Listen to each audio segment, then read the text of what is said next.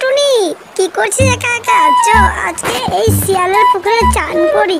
না বাবা না, তুই চান করে, এই শিয়ালটি খুবই খেস্টা। ঠিক আছে তাহলে টুনি তুই চান করিস না, আমি চান করবো। এই বলে বাদরটি চাপ দিল পুকুরে।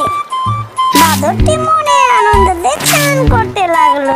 সেই সময় শিয়াল এসে পুকুরের কাছে হাজির। বাদরটিকে চান করতে দেখে শিয়ালটি বলে, এই বাদর, তোর কি করে সাহস হয় তুই আমার পুকুরে চান করলি?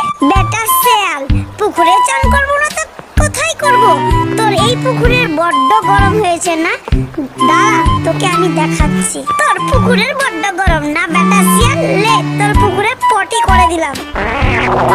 এ কি করলি বাদর তুই? আমার জলটিকে নষ্ট করে দিলি, ছি ছি ছি। বেটা শিয়াল, তোর পুকুরের গরম ঠান্ডা হলো, নে তুই এবার চান কর আর আমার পটি খা। ওরে বাবা রে, আমার পুকুরটিকে এই বাদর নোংরা করে দিল রে। দেখলেন বন্ধুরা, এই অহংকারের পরিণতি কি হলো? তাহলে বন্ধুরা গল্পটি কেমন লাগলো কমেন্টে জানাবেন। গল্পটি যদি ভালো লাগে লাইক করবেন, শেয়ার করবেন আর সাবস্ক্রাইব করবেন। দেখা হচ্ছে আর একটি নতুন গল্পের সাথে। Tata, bye bye.